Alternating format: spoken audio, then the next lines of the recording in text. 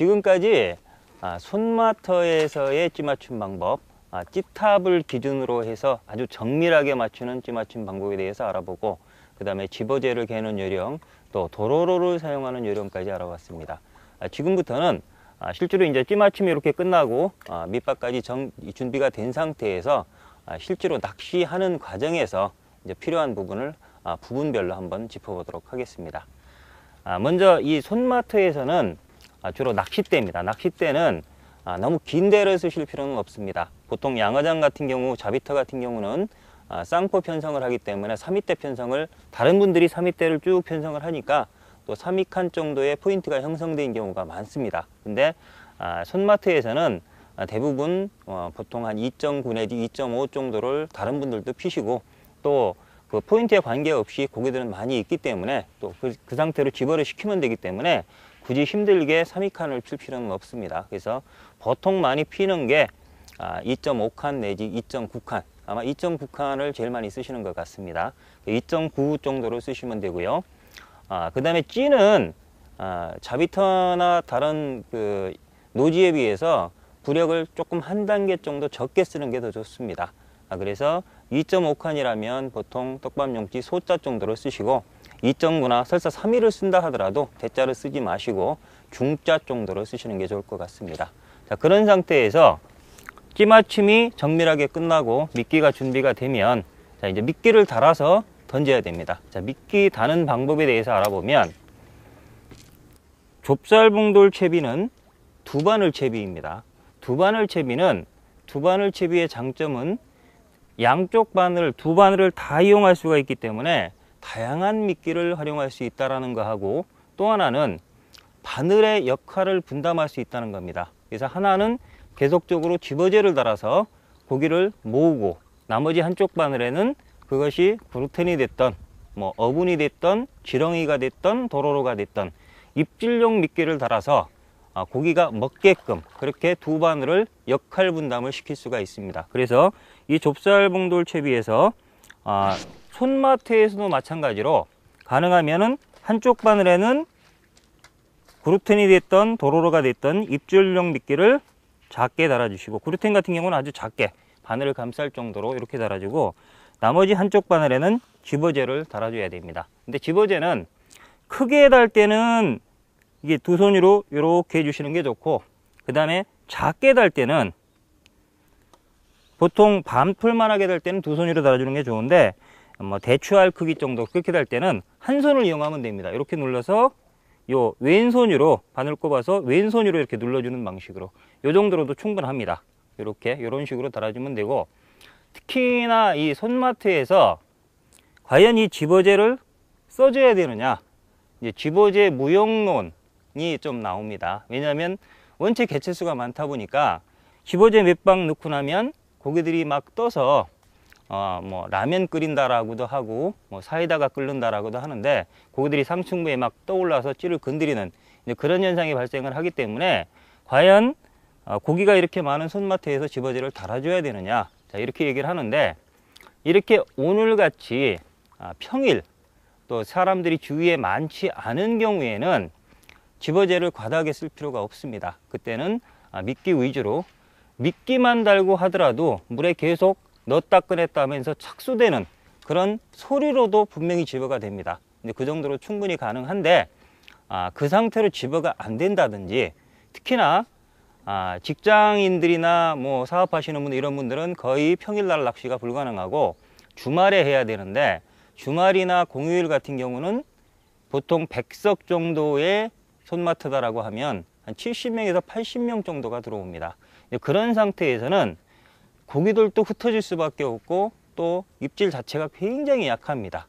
그런 상태에서는 집어제가 필요합니다. 오히려 손마터에서 쉽게 생각하고 집어제를 안 넣고 기다리다 보면 다른 사람한테 양어장이나 손마터, 특히나 이 사람들이 던져주는 미끼에 익숙해져 있는 중국 붕어를 대상으로 할 때는 어떻게 보면 옆에 앉은 분들과 붕어를 뺐느냐 뺏기느냐 그런 싸움입니다. 붕어를 내가 한 마리라도 더 뺏어오면 입질을 더 많이 보는 거고, 옆에 분한테 뺏기면 입질을 못 볼 수밖에 없습니다. 그래서 그런 경우에는 적게라도 크게, 손마트에서는 크게 달 필요는 없습니다. 처음엔 조금 크게 달더라도 꾸준히 작게 달아서 꾸준히 넣었다 뺐다 해주는 게 도움이 됩니다. 특히나 분명히 좋은 찌에 아주 예민한 채비를 했는데 옆에 분들은 싸구려찌 같은데도 또 이봉채비를 썼는데도 찌가 그나마 올라와서 잡고, 나는 이렇게 예민하게 했는데도 불구하고 찌가 잘 안 올라온다, 손마터인데, 이제 이런 얘기를 하시는 분들이 많은데 결국 고기를 뺏긴 겁니다. 아무리 좋은 찌에 좋은 채비도 자동으로 저절로 올라오는 찌는 없습니다. 반드시 고기를 본인이 모아서 고기가 미끼를 먹어야만, 그래서 봉도를 들어줘야만 찌는 올라오게 되어 있습니다. 그 과정, 고기를 모으는 과정, 결국 기본은 낚시인이 해야 될 몫입니다. 그래서 조금 손마트에 와서 좀 느긋하게 하시는 것도 좋지만 입질이 없을 때는 꾸준하게 한쪽 바늘에는 입질용 미끼, 뭐 요거는 어떤 걸 다루셔도 좋습니다. 보통 구루텐이나 어분이로 시작을 하시고 입질이 아주 안 좋을 때는 동물성 미끼인 지렁이도 써보시고, 그 다음에 지렁이를 쓰기 싫으신 분들, 냄새 때문에 싫으신 분들은 오늘 배운 도로를 써보면 훨씬 아마 미끼 훨씬 더 예쁜 찌올림을 볼 수가 있을 겁니다. 대신에 입질이 아주 빈번한 경우가 아니라면 집어제는 꼭 달아주는 게 좋습니다. 그 다음에 이제 미끼를 달았으면 이제 투척하는 방법인데, 뭐 기존 방법대로 풀스윙 방식으로 하셔도 됩니다. 되는데 풀스윙의 문제점은 첫째는 떨어져야 될 위치보다 미끼가 멀리 떨어져서 내려가기 때문에 이 미끼의 무게에 의해서 수직 입수가 아니라 원줄이 사선을 그릴 수가 있고 멀리 떨어질 수가 있고, 또 하나는 집어제로 위에서 탁 터트리면 포인트보다 훨씬 먼 곳에 집어가 될 수가 있습니다. 그런 문제 때문에 반스윙식으로 던지는 게 좋은데, 반스윙은 사실은 상당히 연습이 필요합니다. 그래서 뭐 이 드롭봉식으로 하는 방식이 있고, 보통 던지실 때 찌 떨어지는 위치보다 한 50cm 정도만 더 가게, 그 정도의 떡밥이 떨어지도록 그렇게 신경을 써서 던지면 되겠고, 만약에 이제 풀스윙을 하신 경우에는 던지고 나서 낚싯대를 이렇게 들어주는 방식으로, 자, 이번 법을 해줬는데 낚싯대를 들어주라고 하니까 이렇게 들어주시는 분들이 많습니다. 여기다 놓을 건데 이거보다 앞쪽에 들어주면 줄은 가라앉힐 수 있지만 이 상태에서 다시 이렇게 올 때 끌어오기 때문에 오히려 사선이 더 많이 생깁니다. 그러니까 들어줄 때는 원래 놓을 위치보다 뒤쪽으로 들어주셔야 됩니다. 뒤쪽으로 이렇게 당겨줘서 줄을 가라앉히고 찌가 딱 선 상태에서 내려가기 시작할 때 원 위치에 딱 갖다 놓으십시오. 그렇게 되면 찌가 딱 당겨주면서 내려가기 때문에 수직 입수에 도움이 됩니다. 그래서 집어군도 한 곳에 모을 수가 있습니다. 자, 들어가자마자 바로 입질이 왔는데,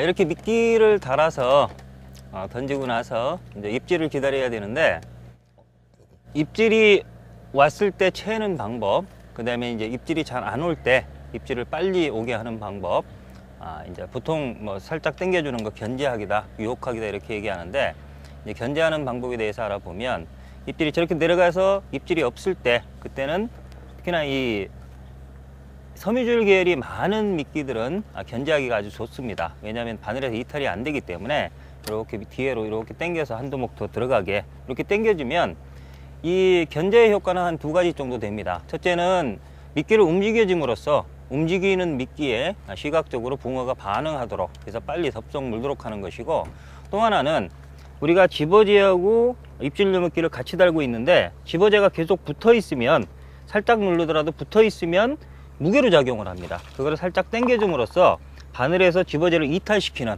그래서 입질용 미끼를 붕어가 먹었을 때 집어제가 무게로 작용하지 않도록 그렇게 해주는 효과가 있습니다. 그래서 요거는 한 두 번 정도 이렇게 당겨 주시고, 만약에 그런 상태에서도 입질이 없다면 그건 집어가 제대로 안 된 겁니다. 그러면 얼른 꺼내서 다시 넣어주는 게 좋습니다.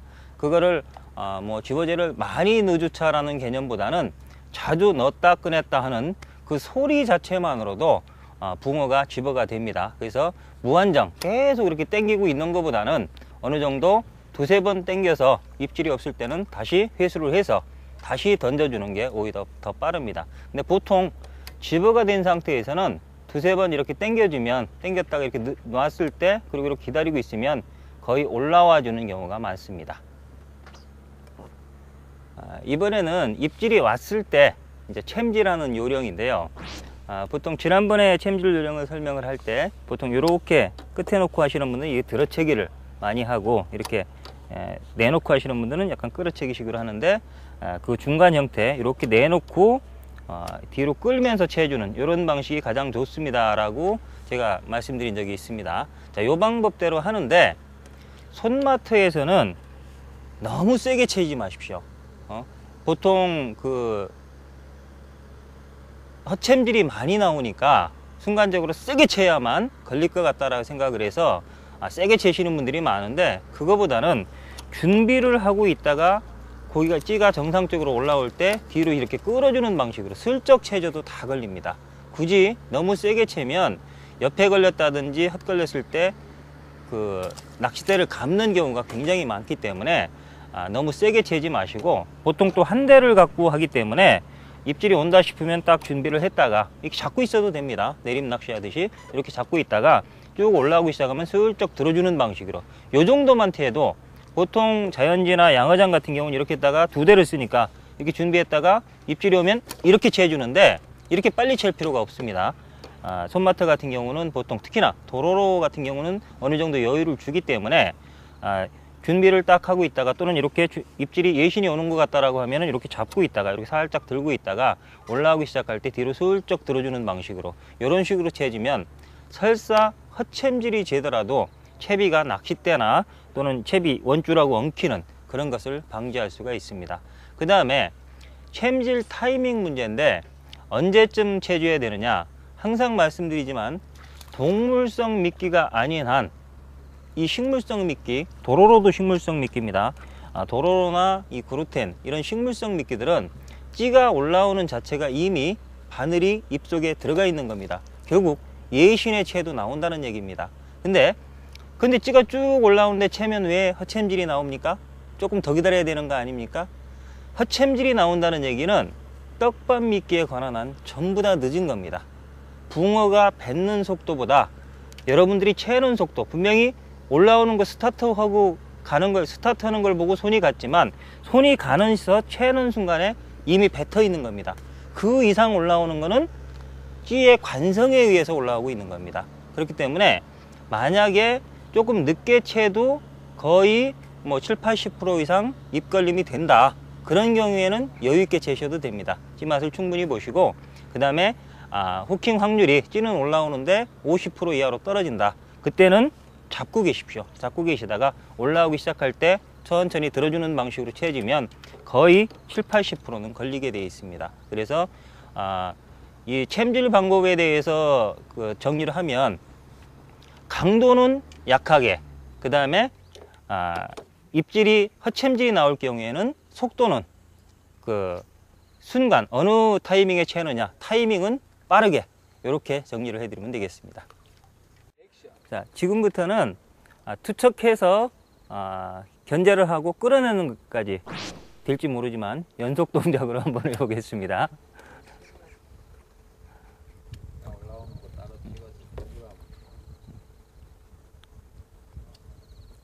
자, 찌가 내려가기 시작하면 낚싯대를 내려놓고 내려갔습니다. 자, 이 상태에서 입질이 없으면 살짝 견제를 해주고, 올라오기 시작할 때 이렇게 들어주는 방식으로, 이 정도만 챔질해도 충분합니다.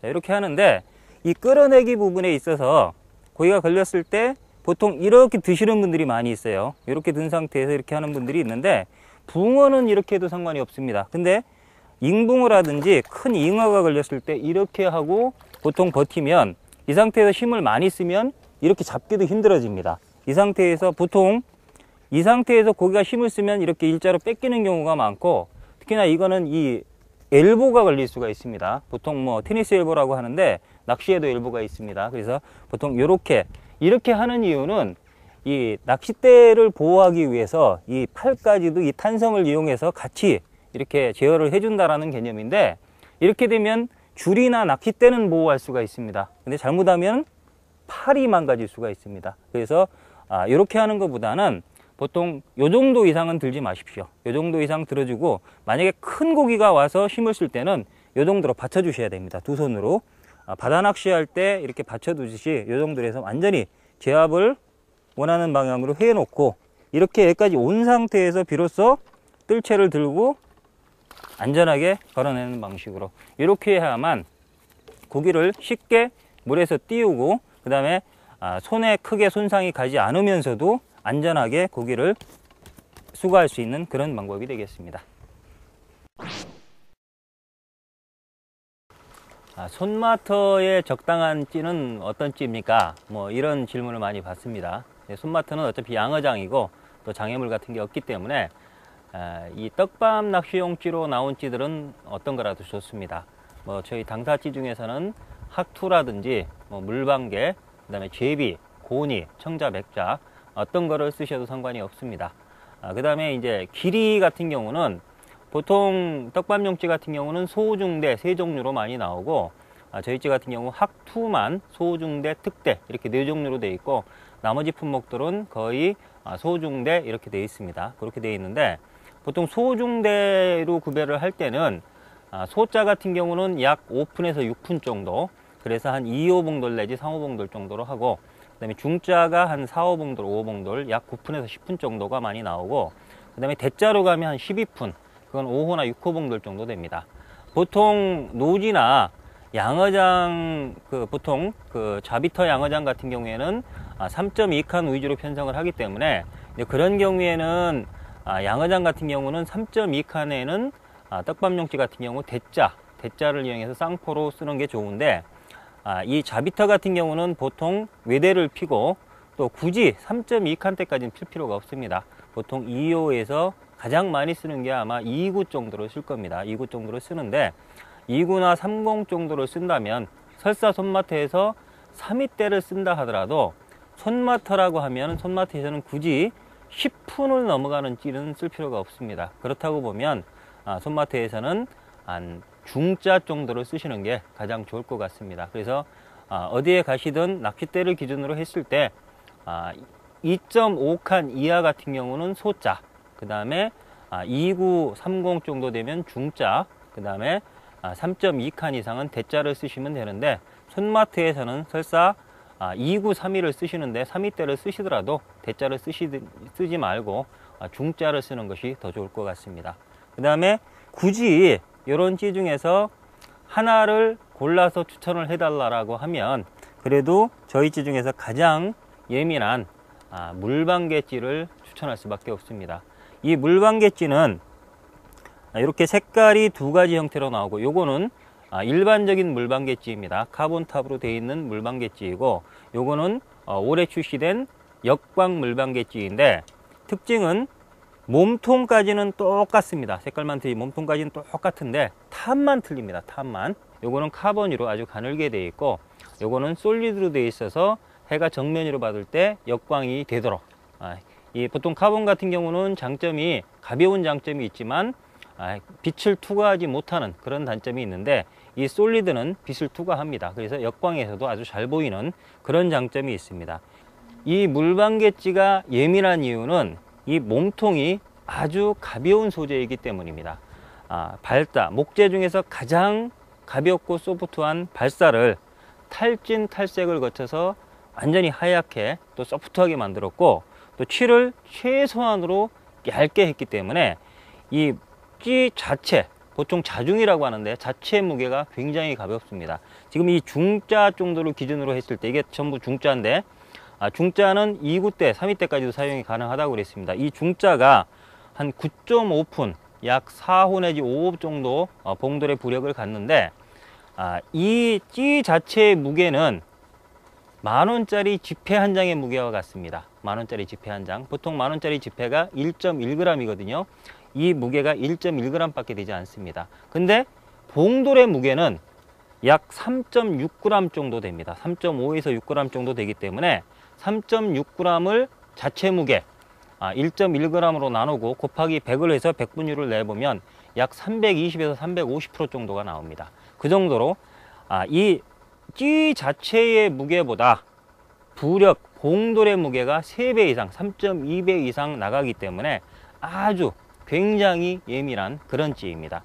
그렇게 보통 그거를 자중대비 부력이라고 하는데, 이 자중대비 부력은 올림찌 같은 경우 200% 이상만 나오면 굉장히 예민한 찌입니다. 근데 이거는 300% 이상이 나오기 때문에 굉장히 예민하고, 자중대비 부력이 좋다는 얘기는 결국은 적은 몸통으로 큰 부력을 만들 수 있다는 얘기입니다. 결국 한 9푼에서 10푼 정도 부력을 만들었는데 아주 작은 몸통으로 찌를 만들 수가 있기 때문에 물에 잡고 있는 면적이 적어집니다. 그렇게 되면 찌가 입질을 해서 상승할 때 상승 저항이 적어지기 때문에 아주 작은 입질까지도 정직하게 나타내 주는 것입니다. 그래서 이 찌는 중자 정도 되는데 손마트에서는 2구에서 3위까지 사용이 가능하고, 그 다음에 그러면 보통 물방개 카본탑으로 된 요거와 역광찌 중에 어떤 게 더 유리합니까? 라고 하면 예민도만 따진다라고 하면 가벼운 탑을 쓴 요 물방개가 유리할 겁니다. 예민도 면에서는 이게 더 유리합니다. 그 다음에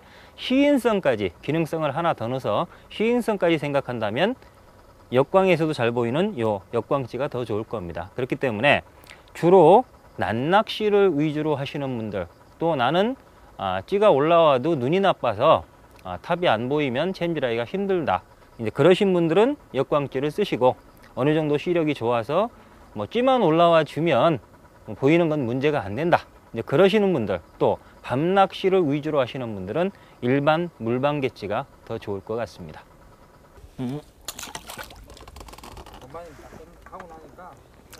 지금까지 손마터 낚시 전반에 대해서 한번 알아봤습니다.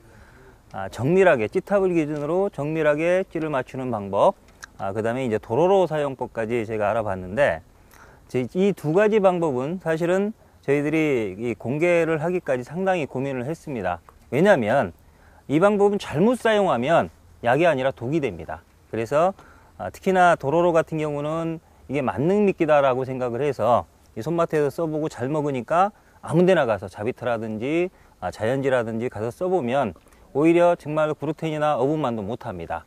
그런 면이 있고, 또 그 찌맞춤, 아주 찌탑을 기준으로 한 정밀한 찌맞춤 방법은 아까 말씀드렸던 4가지 전제 조건, 첫째는 이 손마트라든지 수심이 낮은 양어장, 장소적 제한이고요. 그 다음에 바람도 없고 대류가 없을 때 맞춰야 되고, 그 다음에 원줄을 1.25, 모노줄 1.25 이하를 써야 되고, 바늘도 아주 가벼운 바늘, 미늘 없는 바늘 한 6호 이하를 써야만, 이 4가지 조건이 다 갖춰졌을 때 사용을 해야만 되지, 그렇지 않은 조건에서 쓰면 안 하니만 못합니다. 숙제 지금까지 이 과정을 안 보니만 못합니다. 그래서 그런 부분을 생각하시면서, 또 그 외에 제가 지금 낚시하면서 몇 가지 짚어드렸던 사항을 생각해 보시면서 낚시를 해보면, 굳이 뭐 비싼 톨게이트 비용 또 기름값 들이지 않고 아주 집 근처 가까운 곳에서 시간 절약하면서 또 아주 적은 비용, 한 10,000원 정도의 적은 비용으로, 요즘 또 손마터 중에는 10,000원에 밥까지 주는 것도 있다고 합니다. 10,000원에 밥까지 주는 것도 있다고 하니까 아주 적은 비용으로 충분한 찌맛, 손맛을 즐길 수가 있을 겁니다.